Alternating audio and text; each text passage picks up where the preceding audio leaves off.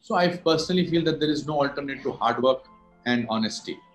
If you work hard and you're honest about it, you will always achieve what you want. And the most important thing is never give up.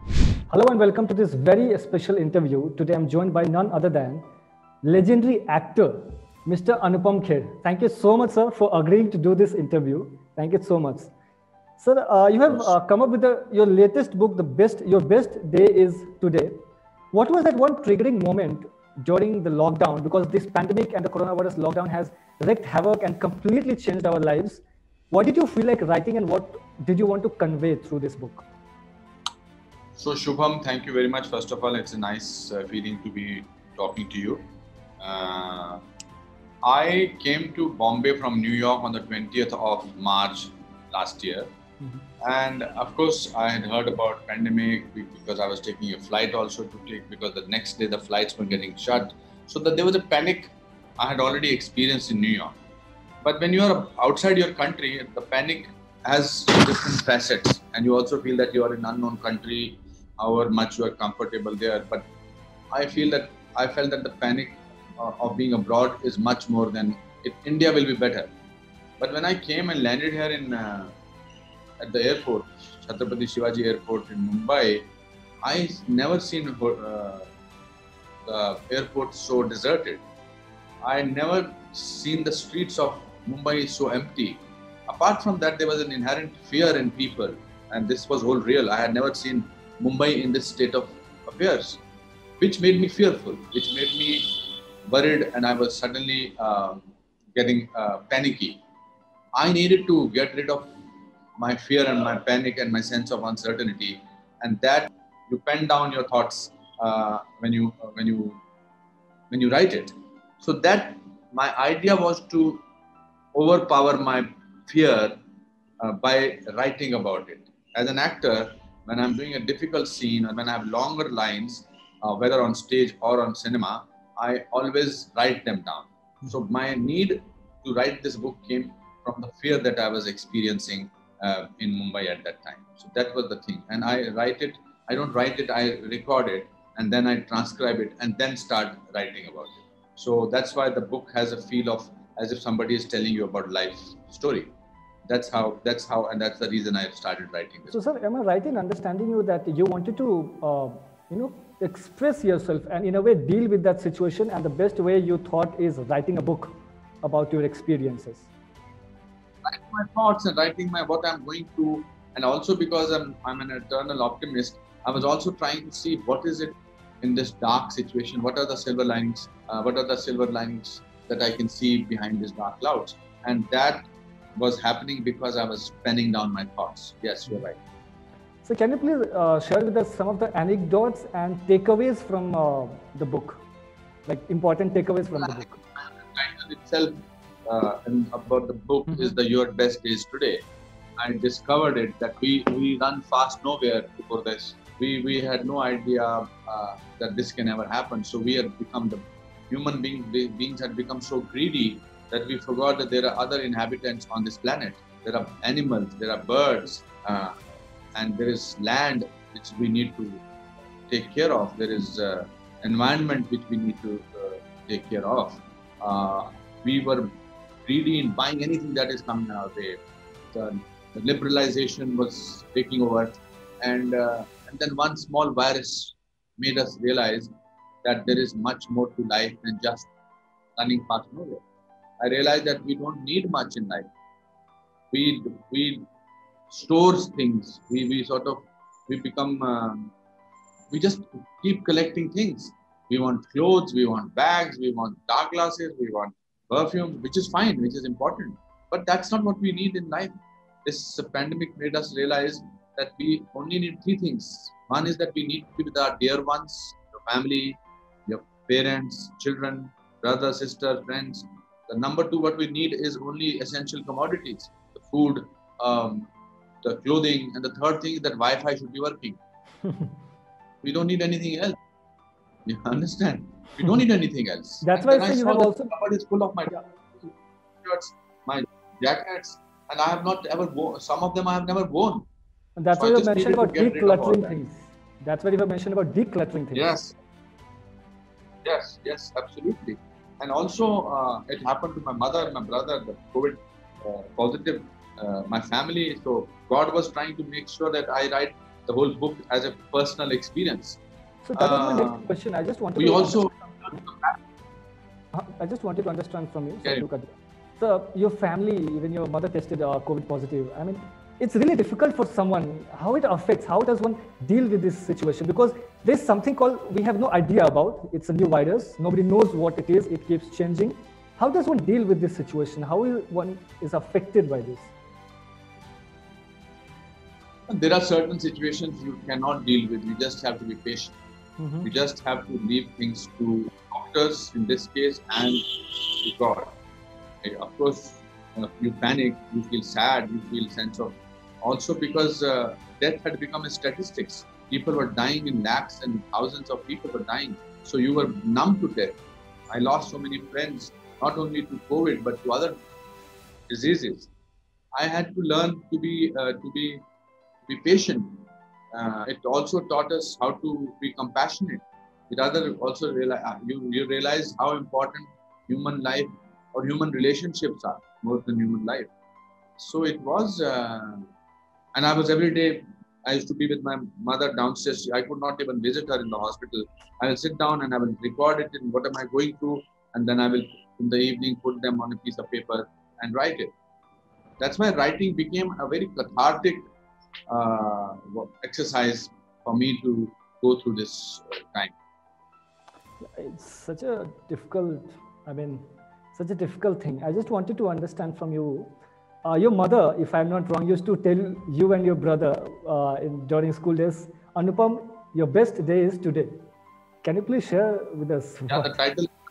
Yeah, So when I finished, that's when I finished writing the book, the most difficult thing is to find a correct title for it.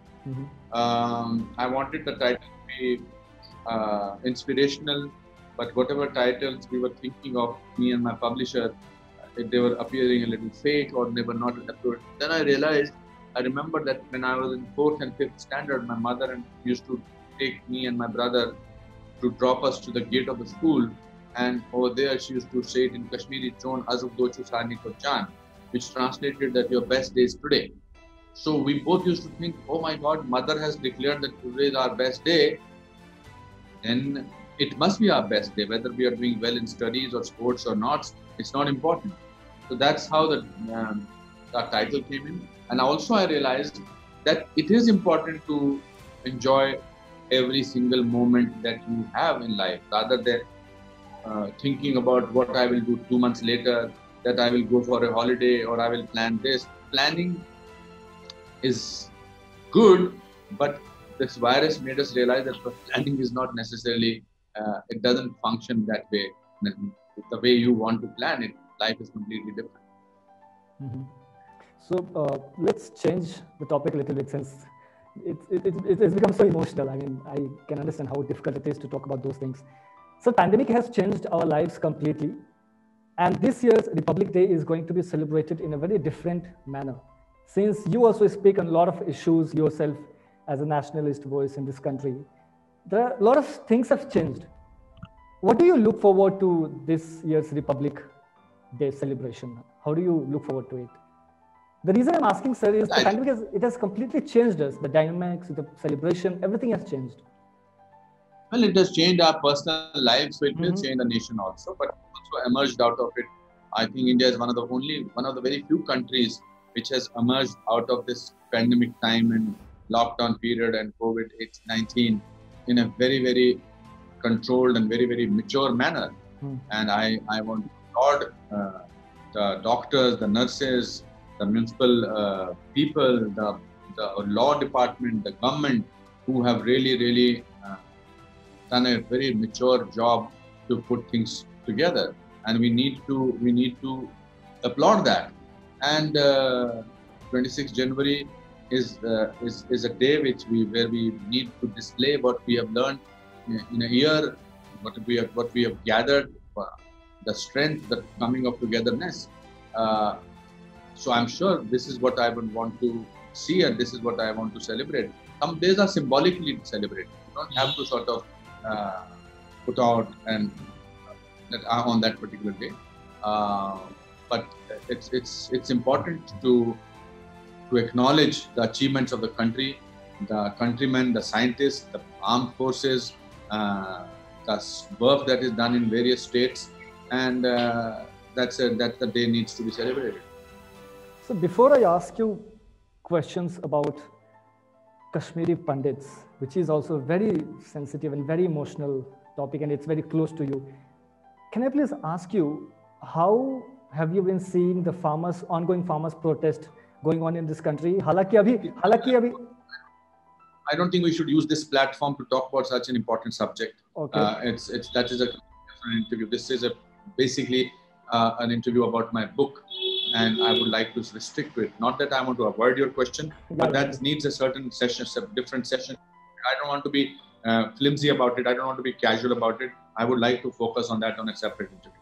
Sir, can I please ask you a question on the issue of Kashmiri Pandits? I hope you'll answer, because it's it's very close to you, and you have already recently also spoken about this. Yesterday also you spoke about this on Facebook. Why do you think, even after 3 decades of that episode, most of the people in their own country, in our own country, are living as if they are in exile? I mean, do you think the government, not just the current dispensation or any political party, has done enough for them? No, not at all. Not at all. I feel that abrogation of Article 370 is a great step, but it will take years and years to actually resettle Kashmiri Pandits. It will take 1,000 years to sort of take away the sadness and the injustice that was done to these Kashmiri Pandits. It happened because people were not at all interested in it. It was a minority which did not matter as a vote bank, which played politics throughout. I feel with the abrogation of 370, things will change, but it will take still much more time. Change does not happen overnight. And what happened for 60 years before that, the Kashmir policy, according to me, was completely faulted. But 30 years is too long a time to be a refugee in your own country. And since I am a Kashmiri Pandit and Kashmiri Hindu, and since my direct family, immediate family got affected by it, I do talk about it very often. If things were dealt with it in a little more manner and things were immediately sorted out, maybe we would have not spoken about it. Maybe this would have not happened. Maybe by this time things would have got solved. But unfortunately, it is something which is still taking its own time. So my last question is, what is your message to everyone who looks up to you, who are struggling and they are coming from small towns in this country? They want to make big in life. Looking at your journey as an actor, and also you are a motivational speaker, what would you like to tell all of them? Like, if they're struggling, they have big dreams in their eyes, they want to do something, they want to achieve big things. What did you tell all of them? So I personally feel that there is no alternate to hard work and honesty. If you work hard and you're honest about it, you will always achieve what you want. And the most important thing is never give up. You said in the beginning of this interview that it took you 2 months to finally get through to me, but I don't think you gave up. Yeah. And because you did not give up, finally we are doing this interview today. So I don't think, what you go for with great honesty and hard work, it may take a little time, but if you give up, then the dream is over. So never, ever give up in life on any topic, not only in your profession, but in your beliefs, and be respectful towards your parents, and be proud of your country that you're living in. Of course, you can criticize the country, you should criticize the government, you should criticize what is not happening. But loyalty is very important, and never give up.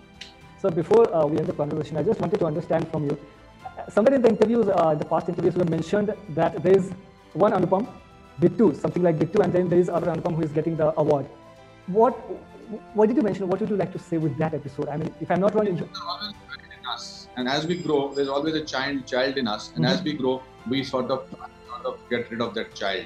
My childhood name is Bittu. My Gharka name is Bittu. My parents still call me. My mother still calls me Bittu. But I keep that Bittu alive in my real life. I don't want Anupam Kher to forget who Bittu is, because Bittu is my reference of point to my happiness, to my sense of wonder, to my simplicity, and it is very important. Bittu also brings me to ground, brings Anupam Kher to ground. So we should not forget our childhood companion when we become our adults, because that is what is your voice of sanity, and voice of sanity should always be there. Thank you so much, sir. Thank you so much for talking to us. Okay, brother, say hello to your family. You are with your family right now?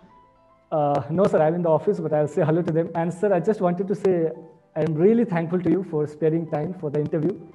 And I really look up to you. I mean, the kind of journey that you have from like sleeping on the railway station and then today, you are something. I really look up to you. Thank you so much for this interview. It's not just, and sir, मैं आपको एक बात बताता हूँ, it's not just a flattery कि मेरे को interview लेना था इसलिए मैंने आपको ऐसा बोला. I really look up to you. And yeah, thank you so much. Please keep motivating and please be happy. लगे रहो. Thank you, sir. Thank you. Take care.